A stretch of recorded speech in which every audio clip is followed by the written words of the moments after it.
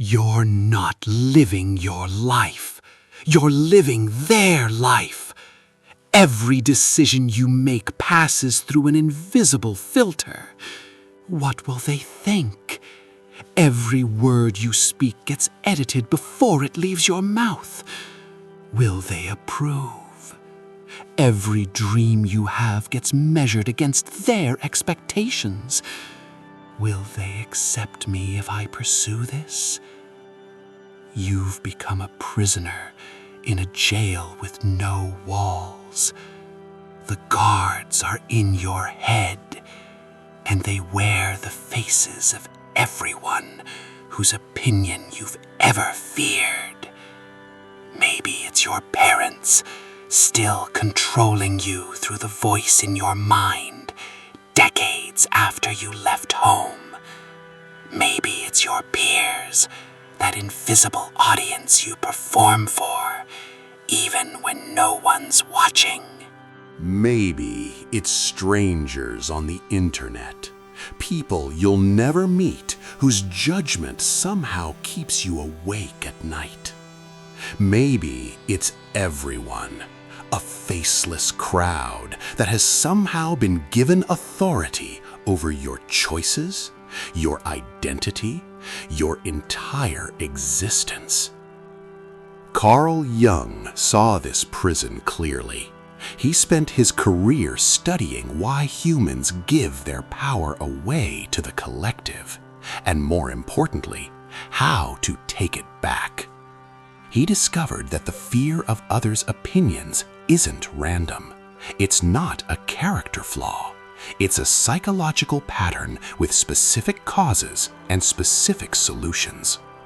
Today, I'm going to show you the Jungian method for breaking free from the tyranny of other people's thoughts.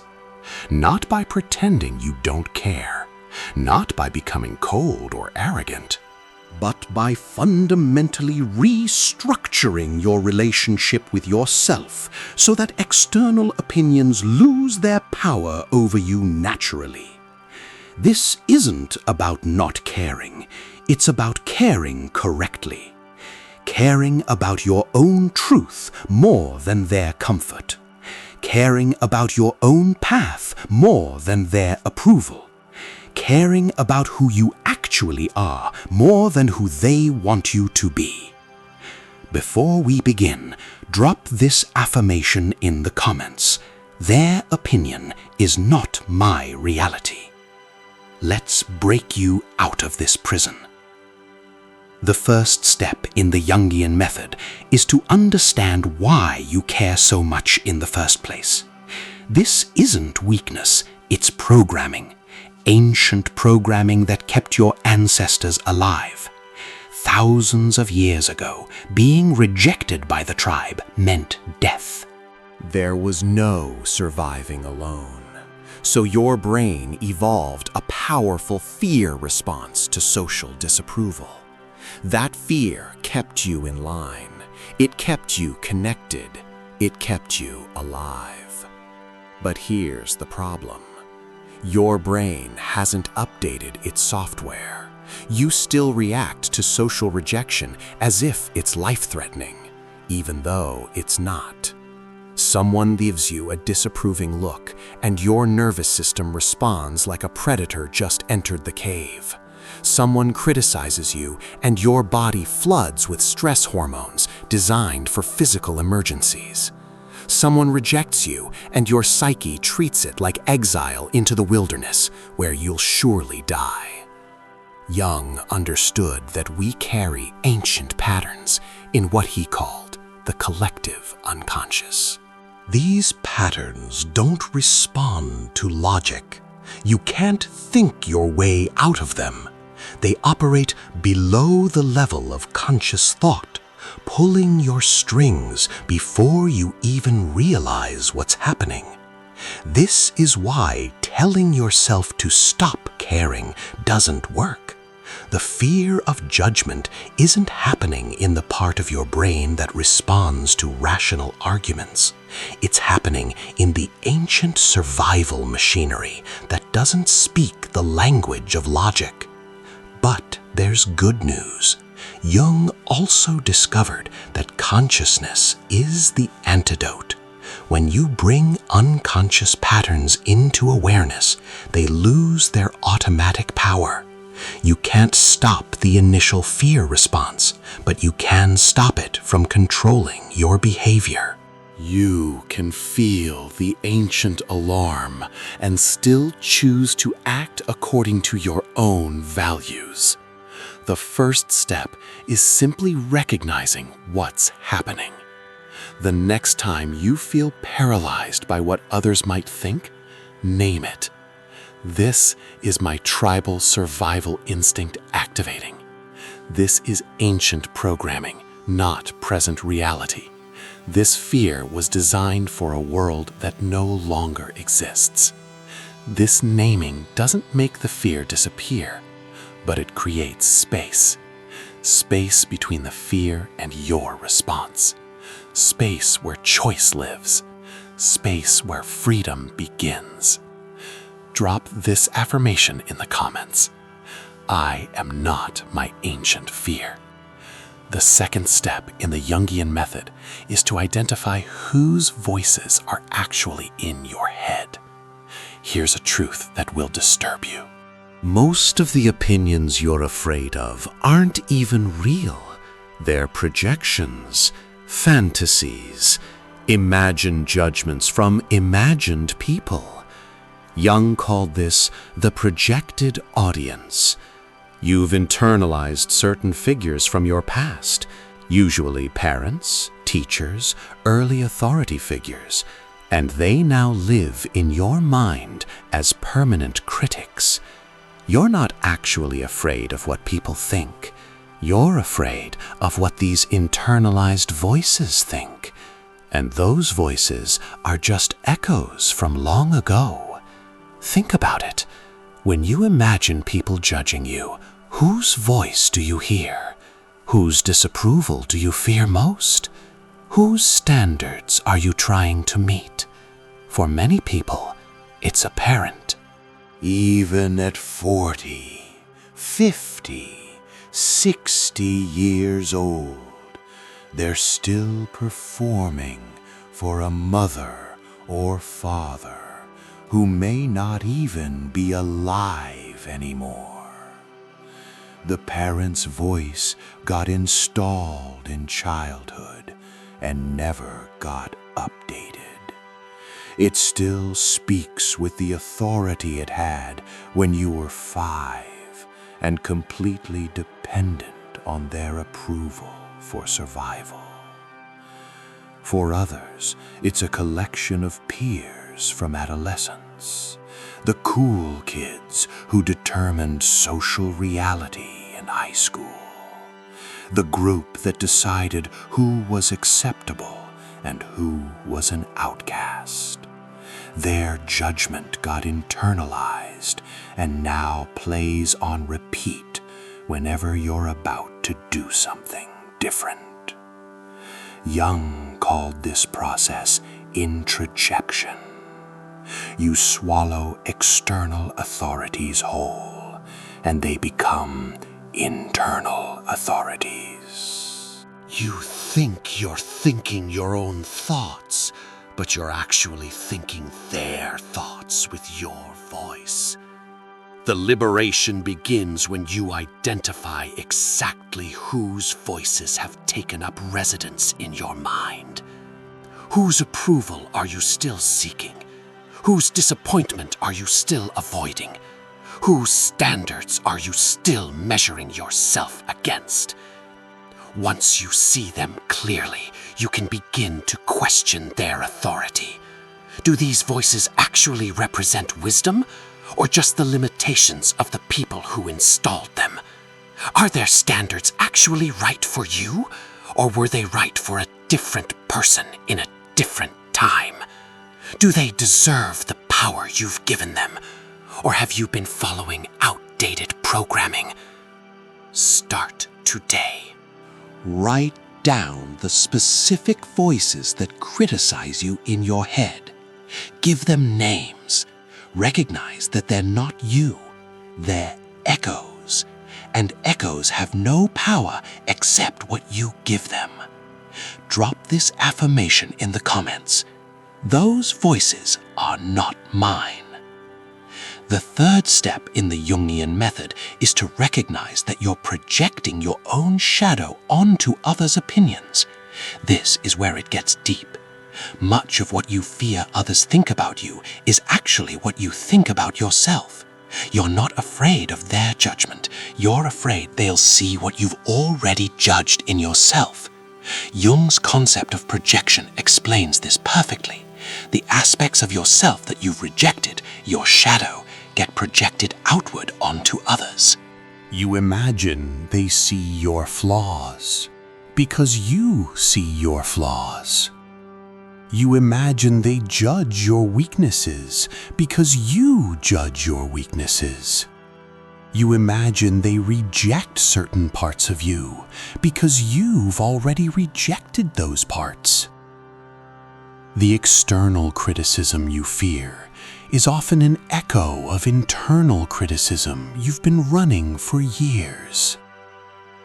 Think about what you're most afraid others will think about you. That you're not smart enough. That you're not attractive enough. That you're not successful enough. That you're too weird, too quiet, too loud, too much, too little.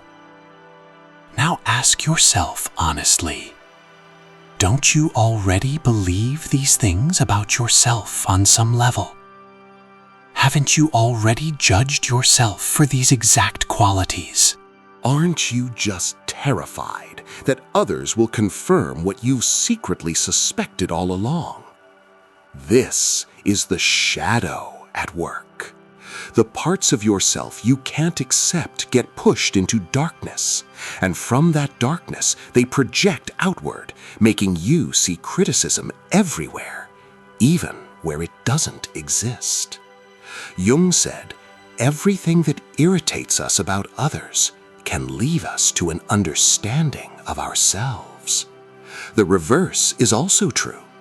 Everything we fear others think about us reveals what we haven't accepted about ourselves. This is actually good news because it means the solution isn't out there. It's in here. You don't need to change others' opinions. You need to change your relationship with yourself. When you stop rejecting parts of yourself, you stop fearing that others will reject those same parts. The person who has fully accepted their own weirdness doesn't fear being called weird. The person who has embraced their own ambition doesn't fear being called aggressive. The person who has integrated their own sensitivity doesn't fear being called too emotional.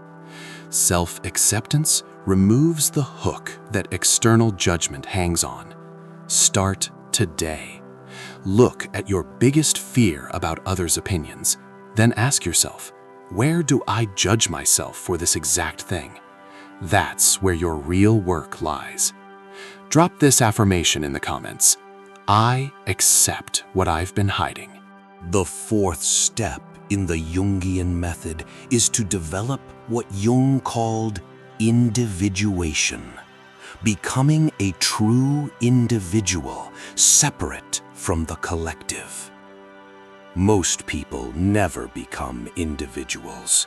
They remain psychological extensions of their family, their culture, their social group.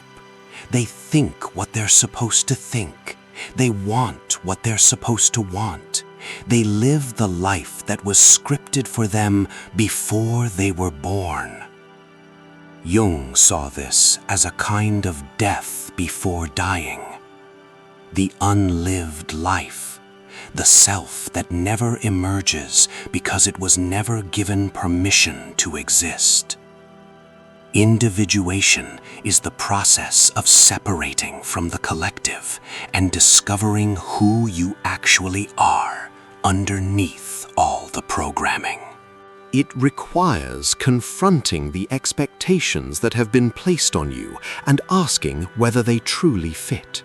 It requires disappointing people who want you to stay the same. It requires tolerating the anxiety of standing alone. Jung said the privilege of a lifetime is to become who you truly are, but this privilege comes with a price. The price of individuating is that you will no longer fit perfectly with the group. You will become someone with your own thoughts, your own values, your own path, and that path will diverge from what others expect. Most people are unwilling to pay this price. The fear of standing out, of being different, of being rejected for their authentic self is too great. So, they remain in the collective trance, living lives of quiet conformity, while their real self withers away. But there's a greater price for not individuating, and that price is never knowing who you are, never living your own life, never experiencing the freedom of being authentically yourself. Arriving at death, having played a role in someone else's story instead of living your own. The Jungian path requires accepting that individuation will make some people uncomfortable. Your growth will threaten those who are not growing. Your freedom will disturb those who are still imprisoned. Your authenticity will trigger those who are still wearing masks. This is not your problem to solve. You are not responsible for others' reactions to your becoming. You are only responsible for having the courage to become. Start today. Ask yourself, where am I living someone else's expectations instead of my own truth? What would I do differently if I weren't afraid of disappointing people? That gap between your current life and your authentic life is the territory of individuation. Drop this affirmation in the comments. I am becoming who I truly am. The fifth step in the Jungian method is to build what Jung called the self, an internal center of gravity that doesn't depend on external validation.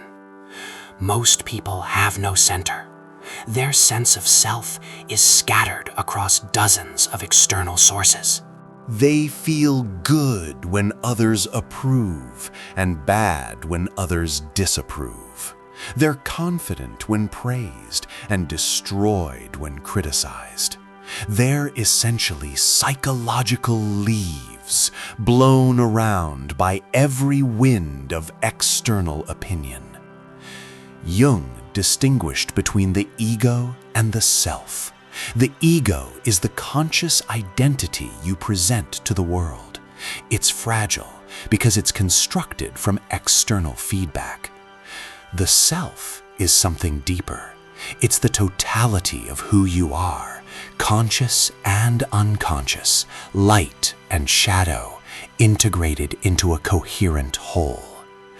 When you're operating from ego alone, you need constant external validation because the ego has no independent foundation. It's a house built on the opinions of others, and it shakes with every change in the weather. But when you've developed a connection to the self, you have an internal anchor. Your sense of worth doesn't fluctuate with every external opinion. You can receive criticism without crumbling. You can face rejection without losing yourself. You can stand alone because you're not actually alone. You're with yourself. Building this internal center requires what Jung called inner work: meditation, reflection, dream analysis, active imagination. any practice that strengthens your connection to your own depths. The more you know yourself, the less you need others to tell you who you are. This is why people who have done deep inner work seem less affected by external judgment. They've built something internal that external opinions can't touch. They've found a foundation that doesn't require constant reinforcement from others.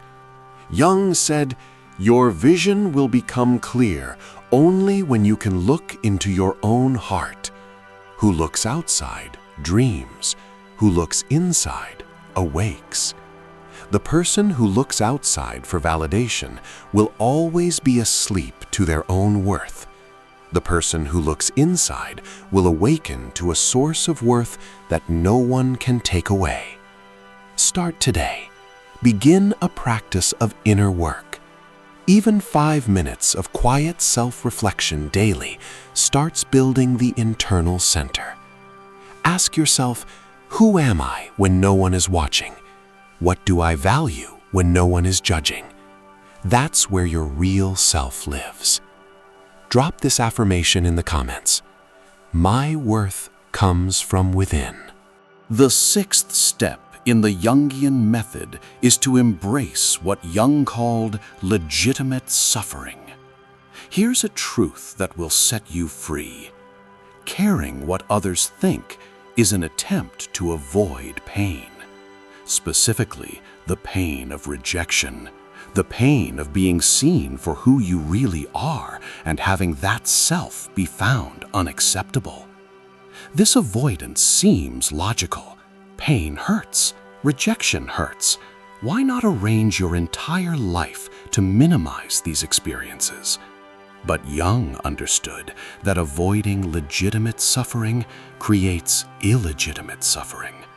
When you twist yourself into shapes to avoid rejection, you suffer anyway. You suffer the loss of your authentic self. You suffer the exhaustion of constant performance. You suffer the loneliness of being loved for a mask instead of your true face. The Jungian path requires accepting that being yourself will sometimes result in rejection. Not everyone will like the real you. Not everyone will approve of your authentic choices. Not everyone will accept the person you're becoming. This is legitimate suffering.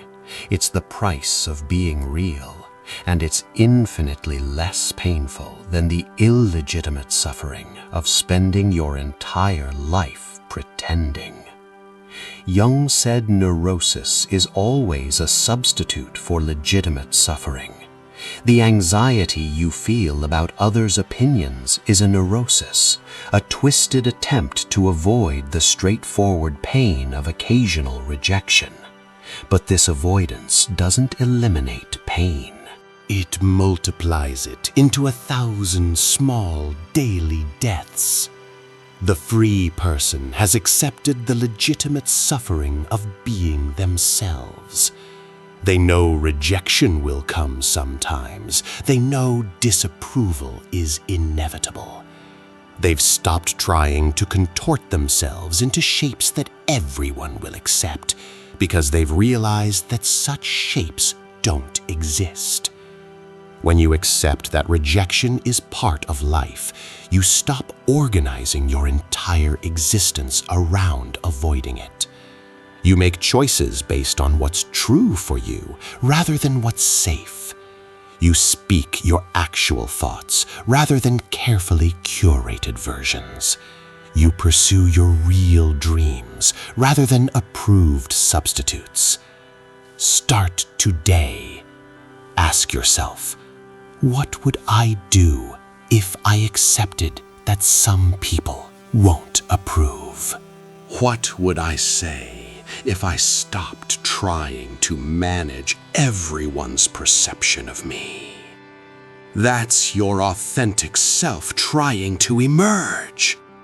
Drop this affirmation in the comments. I accept the price of being real. You now have the complete Jungian method for stopping caring what others think. Understand the ancient programming that creates the fear. Identify whose internalized voices you're actually obeying. Recognize that you're projecting your own self-judgment. Commit to individuation and becoming your true self. Build an internal center that doesn't require external validation. Accept the legitimate suffering of occasional rejection. These steps aren't about becoming gold. They're not about pretending you don't care. They are about rewiring your relationship with yourself so deeply that external opinions naturally lose their grip. Jung understood that psychological freedom is an inside job. The prison of others' opinions has no external walls. The locks are all internal. The guards are your own internalized voices. The chains are your own unexamined fears, and only you hold the key. Most people will never escape. They'll spend their entire lives performing for an imagined audience, seeking approval that never fills them, avoiding rejection that comes anyway. They'll arrive at death without ever having lived their own life. But you're not most people. You've watched this video to the end. You've confronted truths that most people avoid. You're ready to begin the work of becoming free. Jung said, "The shoe that fits one person pinches another." There is no recipe for living that suits all cases. Your life cannot be lived by someone else's rules. Your truth cannot be validated by someone else's approval. Yourself cannot be found in someone else's opinion. It's time to stop living for the invisible audience. It's time to stop performing for the internalized critics. It's time to stop sacrificing your authenticity on the altar of approval. The only opinion that ultimately matters is the one you hold of yourself. The only approval you truly need is your own. The only acceptance that sets you free is self-acceptance. When you finally give yourself permission to exist as you actually are, something magical happens. The opinions that once controlled you fade into background noise. The approval you once desperately needed becomes a pleasant bonus rather than a necessity. The rejection you once feared becomes merely information rather than devastation. This is freedom.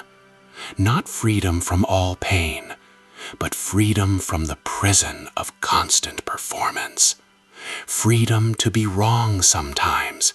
Freedom to be disliked sometimes. Freedom to be fully, unapologetically yourself. If this video showed you the path to that freedom, hit that like button. If you want more content on becoming psychologically free, subscribe and ring the notification bell. Share this with someone who has been living for others' approval instead of their own truth. Jung spent his life pointing toward one destination: becoming who you truly are. Everything else is a detour. Everything else is a distraction. Everything else is someone else's life.